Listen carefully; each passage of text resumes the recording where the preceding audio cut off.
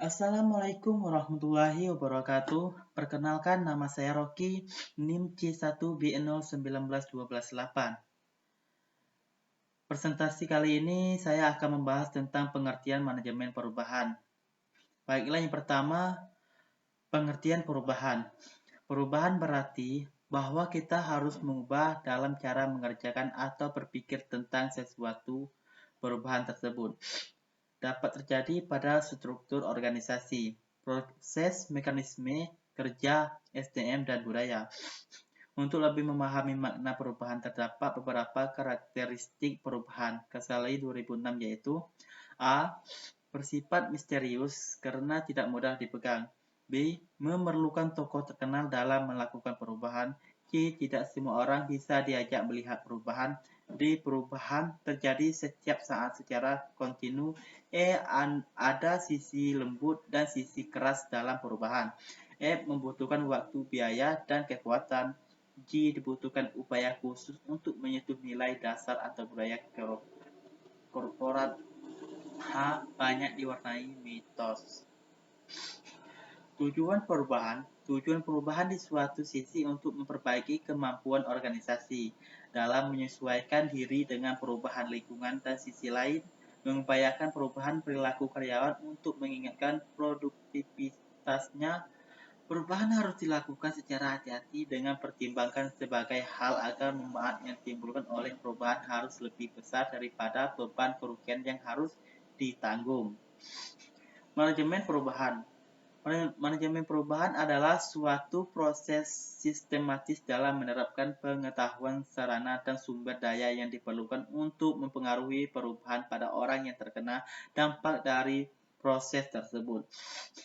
Manajemen perubahan ditunjukkan untuk memberikan solusi bisnis yang diperlukan secara sukses dengan cara yang terorganisir dan metode.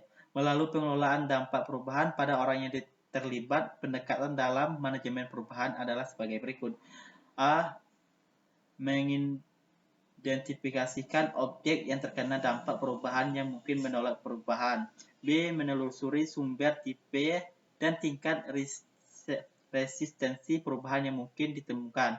C. Mendesain strategi yang efektif untuk mengurangi resistensi tersebut. Pendekatan manajemen perubahan. Davidson 2005 dalam buku mengatakan bahwa terjadinya perbedaan budaya pada suatu organisasi akan mempengaruhi penyusunan rencana perubahan yang akan dilakukan secara tepat. Perusahaan bisa memilih salah satu dari tempat pendekatan manajemen perubahan, yaitu pendekatan rasional, empiris, pendekatan normatif, edukatif, pendekatan kekuasaan koersif, dan pendekatan lingkungan adaptif. 2.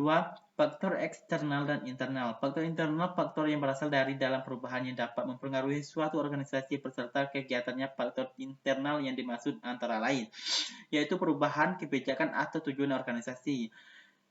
2. Volume kegiatan bertambah banyak. 3. Sikap akan perilaku anggota organisasi berubah.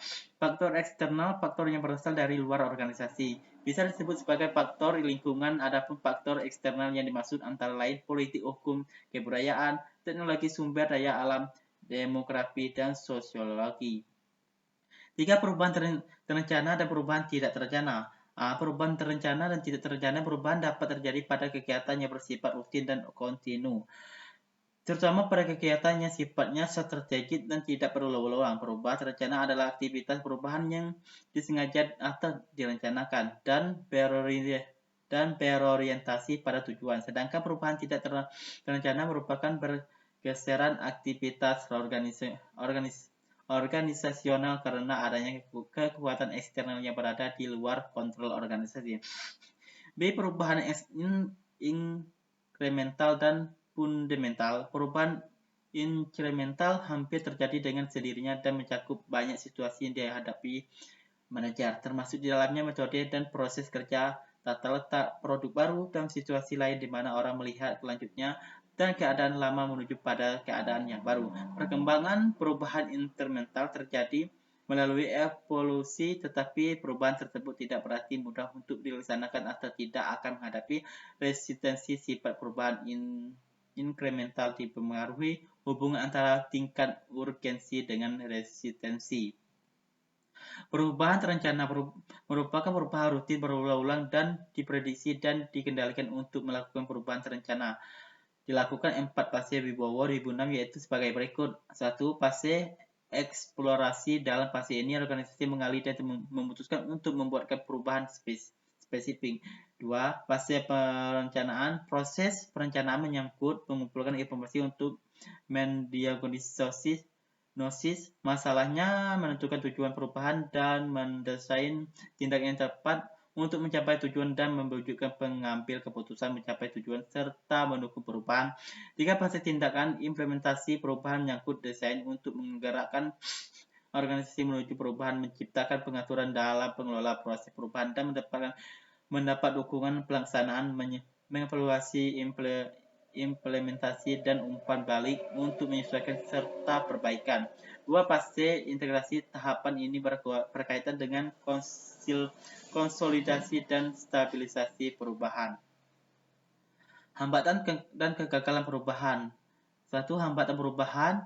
A. Demografis. B. Persepsi terhadap revolusi informasi. C. Lingkungan dan sosial. 2. Kegagalan perubahan. Menurut Hussein 2000 ada 10 penyebab kegagalan dalam melaksanakan perubahan, yaitu sebagai berikut. A. Implementasi memerlukan waktu lebih lama daripada yang direncanakan.